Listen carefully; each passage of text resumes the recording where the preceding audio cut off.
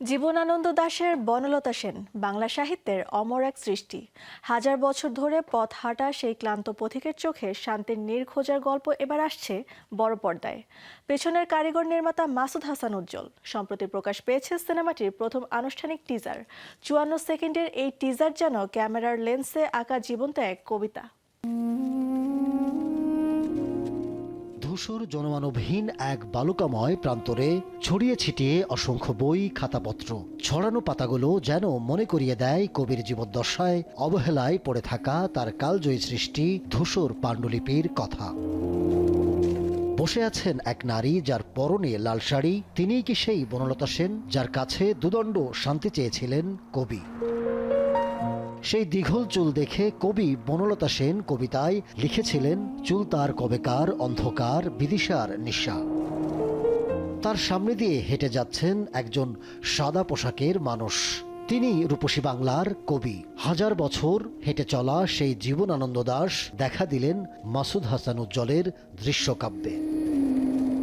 দেখা মেলে আরও এক রহস্যময় চরিত্রের, যিনি চারপাশে ছড়িয়ে ছিটিয়ে থাকা কাগজগুলো কুড়িয়ে নিচ্ছেন, তাকিয়ে আছেন জীবনানন্দ ও বনলতার দিকে। পোস্টারে প্রকাশিত চরিত্র মাহিনীর সাথে মিলে যায় তার লুক।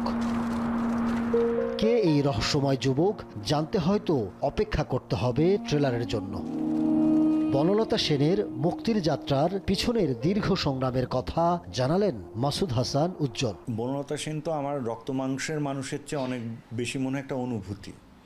এখন অনুভূতিকে রক্ত মাংসে দেখা, যে কারণে কিন্তু আমাদের ট্যাগলাইন হচ্ছে the flesh of a poetry, কবিতার শরীর। হ্যাঁ, ফলে এই শরীর খোঁজাই এই ছবিটা। প্রথমত তো কবিতা, তারপরে আবার জীবনানন্দ দাশের কবিতা খুবই অ্যাবস্ট্রাক্ট কবিতা। ফলে অ্যাবস্ট্রাক্ট কবিতা আপনি যদি দায়িত্বশীল না হন তাহলে আপনি নিজের মন গড়া একটা কিছু করে ফেলতেই পারেন। আর আপনি যদি দায়িত্বশীল হন তাহলে সেটা বোঝার চেষ্টা করবেন। তো বুঝতেই তো আমার ৮ বছর লেগেছে আসলে। ২০১৩-তে অনেকেই তখন নিউজ করেছিল যে আমি বনলতা সেন বানাবো। তখন থেকে যে এটা রিসার্চ এবং চিত্রনাট্যের কাজ করি, ১৪টা ড্রাফট করেছি এই পর্যন্ত আমি, মানে ১৪তম ড্রাফটে আমাদের গিয়ে শুটিং হয়েছে। সিনেমার পোস্টারে থাকা the flesh of a poetry tagline টিজারের সাথে মিলেছে এক বিন্দুতে। তথ্য ও সম্প্রচার মন্ত্রণালয়ের ২০২১-২২ অর্থবছরের সরকারি অনুদানে নির্মিত এই চলচ্চিত্রে বনলতা সেন হয়ে আসছেন মাসুমা রহমান নাবিলা। অন্যদিকে রূপসী বাংলার কবি জীবনানন্দ দাশ চরিত্রে দেখা যাবে খায়রুল বাশারকে। সিনেমাটির গুরুত্বপূর্ণ রূপক চরিত্রে অভিনয় করেছেন গাজী রাকায়েত, সোহেল মণ্ডল, নাজিবা বাশার, প্রিয়ন্তী উর্বি, রূপন্তী আকিদ, শরীফ সিরাজ সহ অনেকেই।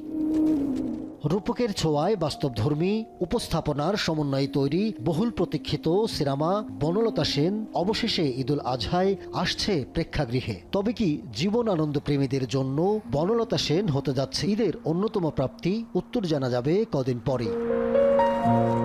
Ahmed Tauquir, showbiz tonight.